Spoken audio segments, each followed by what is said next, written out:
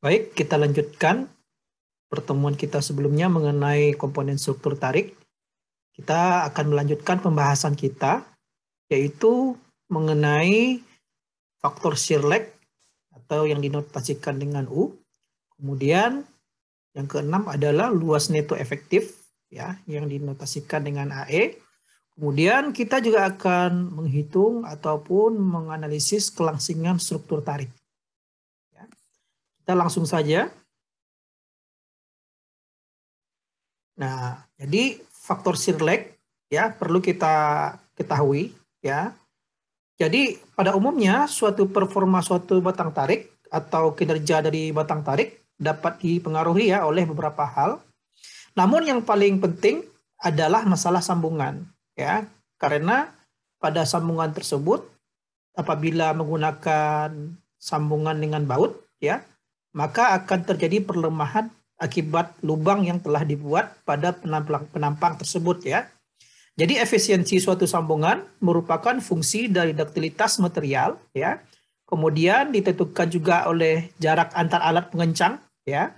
Kemudian konsentrasi tegangan pada lubang baut apabila kita menyambung dengan baut ya, bisa jadi terjadi konsentrasi tegangan yang tinggi ya pada baut tersebut. Jadi suatu fenomena yang mempengaruhi suatu penampang atau sambungan disebut dengan shear lag, istilah shear lag ya. Nah, selanjutnya kita akan lihat referensi ya. Ini adalah jurnal ya dari luar negeri ya tahun 1993 ya. Namun inilah yang melatar belakangi shear lag pada sambungan ya. Jadi ini adalah oleh Samuel ya dan Sterling ya, dalam jurnalnya disebutkan bahwa the non-uniform stress distribution that occurs in the tension member adjacent to a connection ya. Nah, jadi intinya they are not directly connected ya. Jadi akibat distribusi tegangan yang berbeda ya atau tidak seragam yang terjadi pada suatu komponen atau batang tarik ya di sekitar connection atau sambungan ya, di mana semua elemennya tidak tersambung secara utuh ya seluruhnya. Jadi ada bagian penampang yang tidak tersambung ya. Maka ini menimbulkan yang namanya efek shear lag ya.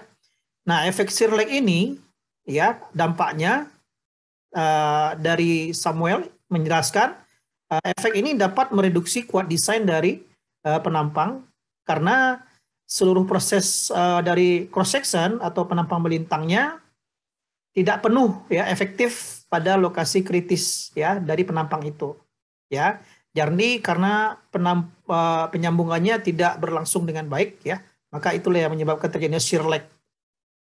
Nah, di sini dijelaskan juga ya bahwasanya shear lag tidak hanya terjadi pada sambungan yang menggunakan baut, tapi juga sambungan yang menggunakan welding ya atau weld atau slash ya.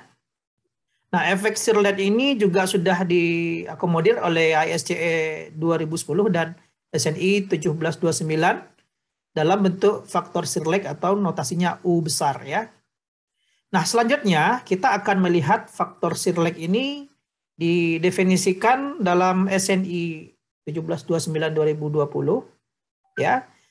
Jadi ada suatu pasar yang menyatakan bahwasanya penampang melintang terbuka seperti WF ya atau wet flange, kemudian kanal, siku tunggal, siku ganda, maka dinyatakan faktor U atau shear lag tidak perlu lebih kecil daripada rasio luas gross ya atau bruto dari elemen yang disambung terhadap luas bruto dari komponen struktur tersebut ya. Jadi rasio antara luas yang disambung terhadap luas bagian yang keseluruhan ya. Jadi ketentuan ini tidak berlaku pada penampang tertutup ya, seperti profil struktur berlongga atau struktur plat ya. Jadi di sini dijelaskan hanya berlaku untuk profil wet flange, kemudian kanal, siku ganda dan siku tunggal ya. Maka ini berlaku untuk shear lag. Kemudian untuk nilai yang lain ya dapat dilihat pada tabel D31 SNI 1729 tahun 2020. Ya. Nah, ini dia tabelnya. Ya, ini disebutkan ada beberapa kasus ya. Jadi kasus 1, 2 ya. Di sini faktor Sirlek-nya dengan menggunakan persamaan ini ya. Kemudian ini kasus 3 ya. Apabila komponen struktur tarik hanya disalurkan melalui telas transversal ya ke beberapa tetapi tidak semua dari elemen formil melintang ya, maka U-nya sama dengan 1 dan aneto adalah luas dari elemen yang disambung langsung ya. Jadi aneto ya sama dengan luas elemen, maka efektif akan sama dengan aneto. Kemudian yang keempat kasusnya adalah plat yang disambung dengan las longitudinal ya sebelah sini dan ini ya. Kemudian nilai U akan tergantung dari kondisi panjang las serta bagian lebar dari yang disambung ya. Jadi kalau lebar las lebih dari 2W, U-nya 1. Kalau lebar las kecil dari 2W atau besar dari 1,5, maka U-nya 0,87 dan seterusnya. Kemudian untuk penampang struktur berongga yaitu disingkat dengan PSB, ya kira-kira seperti pipa ya. Jadi di sini dijelaskan juga ini U-nya. Kemudian PSB persegi ya. Seperti ini atau ini ya. Jadi kalau di sini plat buhulnya 1 ya, kalau ini plat buhulnya 2 ya, atas sama bawah ya. Kemudian untuk pasal selanjutnya atau kasus selanjutnya yaitu penampang W, M, S, HP atau T, U dihitung seperti ini, beflens besar sama dari 2/3 dari D ya. Nilai D-nya atau 2/3 dari nilai D ya. Jadi apabila BF lebih besar daripada 2/3 D, maka U-nya 0,9. Kalau BF kecil dari 2/3 D, maka U-nya sama dengan 0,85. Nah ini dengan catatan sayap disambungkan dengan 3 atau lebih alat penyambung ya atau sarana penyambung berbaris di arah pembebanan ya. Nah, sementara itu kalau disambung dengan 4 atau lebih, maka U-nya adalah 0,7. Kemudian untuk siku tunggal dan ganda ya ini adalah didapatkan U-nya 0,8 ya dengan 4 atau lebih sarana penyambung. Nah, di sini ada beberapa keterangan juga. B itu adalah lebar keseluruhan dari komponen struktur ya. Kemudian yang diukur 90% dan ini bisa dibaca ya. D besar adalah diameter luar ya. Ya. Kemudian H tinggi ya. D itu tinggi penampang sebelum dipotong. Ini keterangan semua, silakan dibaca. Nah, hal lain yang perlu kita bahas juga adalah yaitu luas neto efektif. Ya, jadi masalah Sirlek dalam perhitungan penampang, ya ini diakomodir dalam luas neto efektif, ya atau AE. Ya, jadi kita sudah pernah membahas sebelumnya luas neto ya yaitu AN. Nah, jadi apabila luas neto kita kalikan dengan faktor Sirlek, kita akan mendapatkan yang namanya luas efektif ya atau luas neto efektif ya di sini. Jadi istilahnya adalah AE sama dengan U dikali AN. Kemudian yang selanjutnya perlu kita ketahui juga adalah mengenai syarat kelangsingan ya. Nah, jadi bermasalah terkait dengan lendutan yang besar ya. Maka agar tidak terjadi lendutan yang besar, maka harus memenuhi syarat kelangsingan. Ya. Nah, syarat ini didasarkan kepada rasio kelangsingan, ya, dilambangkan dengan lambda, yaitu sama dengan panjang dari komponen struktur dibagi dengan jari-jari girasi. Ya, jadi pada mekanika bahan, teman-teman sudah mempelajari terkait dengan titik berat penampang, ya, inersia, momen inersia dan jari-jari girasi ya, di mana jari-jari girasi itu adalah akar dari inersia dibagi dengan luas penampang ya. Nah, dalam SNI 1729/2020 pasal D1 di sini tidak diberikan ya batasan spesifik mengenai angka kelangsingan maksimum ya. Namun biasanya pada perencanaan ya disarankan agar lebih aman nilai R per L per R-nya tidak melebihi 300 ya.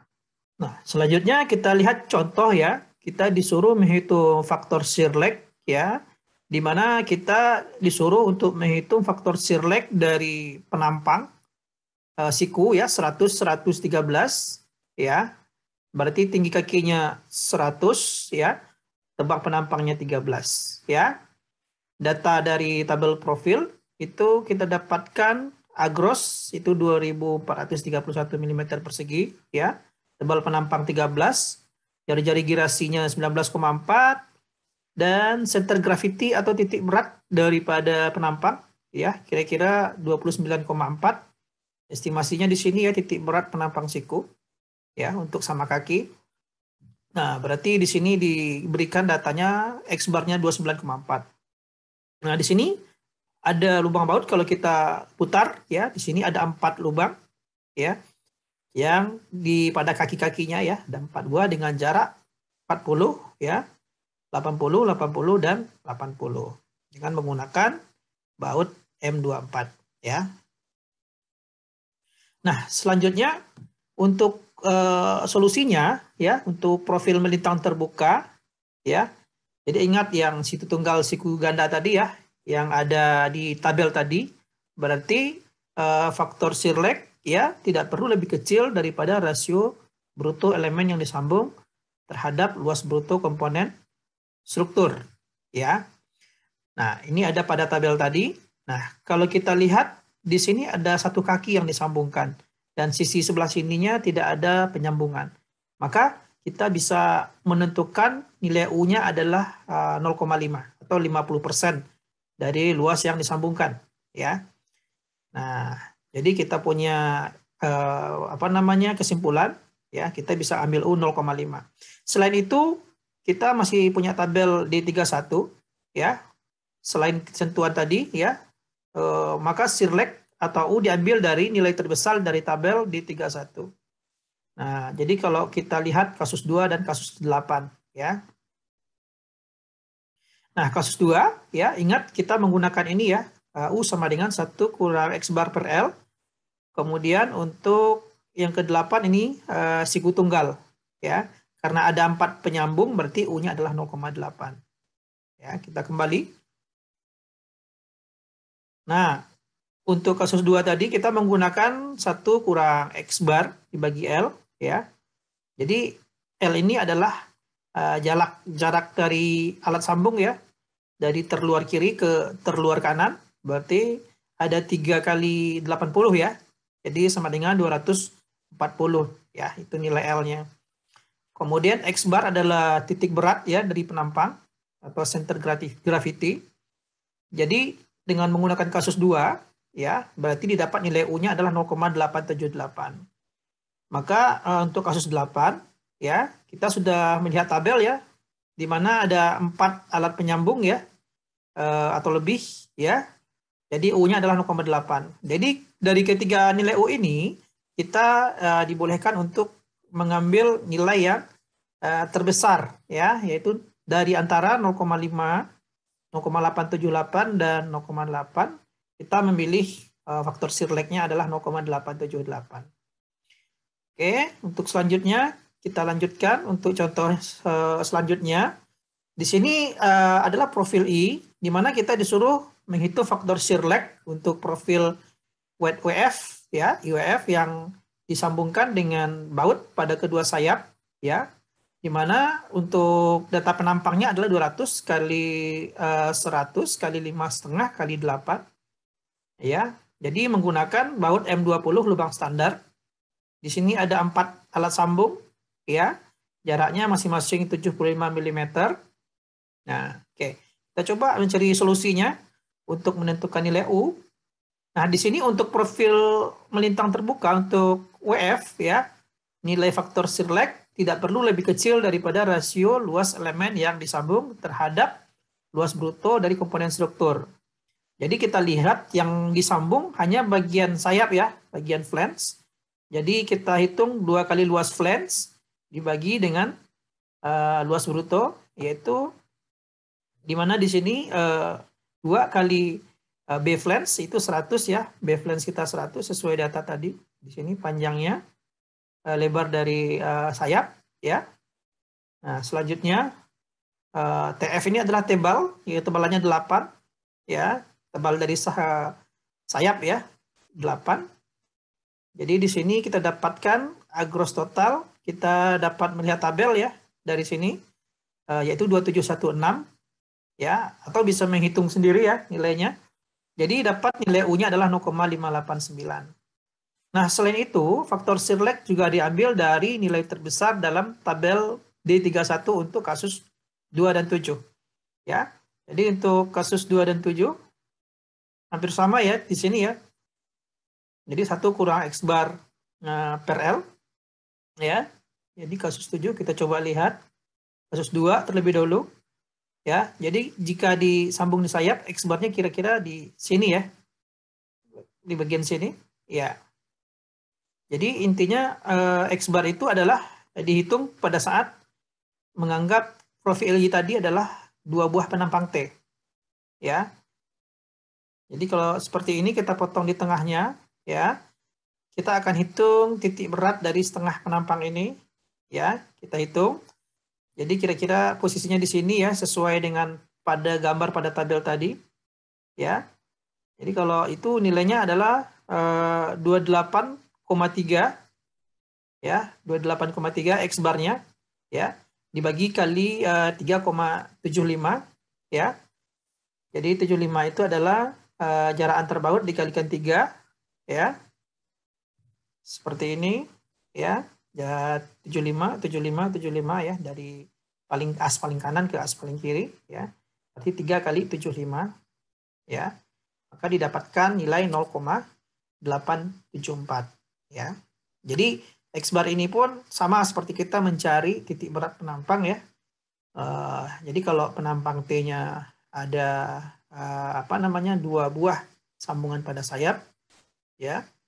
Jadi berarti kita mencarinya adalah setengah dari penampang ini ya. Jadi penampang I kita potong 2 menjadi penampang T. Kita hitung seperti menghitung pada pelajaran Mekban ya. Kita hitung dulu luas dari sayap ya untuk penentuan titik beratnya. Kemudian titik berat dari batangnya ya, dari badan. Kemudian nanti bisa kita hitung ya dengan cara luas penampang dikali jarak titik beratnya terhadap titik yang ditinjau. Kemudian gitu juga yang di batang ya, luas batang terhadap titik berat yang ditinjau. Kemudian kita bagi dengan luas kedua penampang ya. Nanti bisa kita peroleh nilai dari titik berat penampang ya, seperti yang kita pelajari di mekanika teknik di mekanika bahan. Nah, pada kasus 7 ya, untuk kasus 7 coba kita lihat. Nah, kita menggunakan ini ya. Bahwasanya kita yang disambung adalah bagian sayap ya. Jadi kalau bagian badan kita nggak menggunakan ini ya, tapi kita menggunakan yang bagian sayap ya. Kita cek nilai BF dan nilai 2/3 dari D ya. Nah, oke, nilai BF-nya kita peroleh 100 mm ya. Kemudian D-nya 200, 2/3 D adalah 2/3 dari 200 adalah 133,3. Sehingga nilai BF ya lebih kecil dari 2/3 D. Ya, maka nilai diambil U adalah 0,85. Dari ketiga nilai U tersebut ya, maka kita bisa mencari nilai faktor Sirlek dari yang terbesar dari ketiga nilai ini ya. 0,85, 0,874 dan 0,589. Maka faktor Sirleknya kita ambil yang 0,874. Kemudian kita lanjut ke kasus selanjutnya. Jadi di sini ditanyakan juga terkait dengan faktor Sirlek dari suatu penampang struktur berongga atau PSB ya. Di mana di sini dimensi dari penampangnya adalah 100 kali 50 kali 6 ya. Jadi intinya 6 itu tebalnya, lebarnya 150, tingginya 100, plat buhulnya cuma 1 ya. yang disambung menggunakan las, ya, yang panjang lasnya adalah 400, ya. Jadi kita akan pelajari bagaimana menentukan U. Nah, kalau kita lihat, ya, di sini kita menggunakan kasus ini ya untuk faktor Sirlek, ya, menggunakan tabel D31 ya untuk kasus 6, ya. Jadi kita lihat D31 kasus 6, di tabel ini selalu kita gunakan ya. Nah, ini adalah untuk penampang persegi berongga, ya, dengan satu titik plat buhul ya di sini. Berarti kita akan menggunakan ini, ya. Jadi X bar kita tentukan dulu ya. X bar kita menggunakan rumus ya, B kuadrat, B adalah tinggi ya, kemudian H adalah lebar ya. Dibagi dengan 4 dikali B tambah H. Ya, kita coba menghitungnya. Ya, jadi di sini kita lihat nilai B-nya 100 ya. Nilai H-nya 150 sehingga didapatkan nilai X bar-nya 40. Kemudian kita hitung rumus faktor Sirlek-nya 1 kurang X bar per L. Jadi di sini 1 dikurang 40 dibagi L-nya, panjang las ya 400. Dari gambar ini kelihatan ya 400. Maka didapatkan 1 kurang 40 bagi 400 sama dengan 0,9. Nah, jadi di sini dapat kita simpulkan U-nya adalah 0,9. Nah, ini adalah contoh-contoh faktor Sirlek yang sudah kita pelajari. Ya, selanjutnya kita akan membahas tentang contoh-contoh yang mungkin memberikan kita tambahan pengetahuan untuk bisa kita realisasikan. Demikian.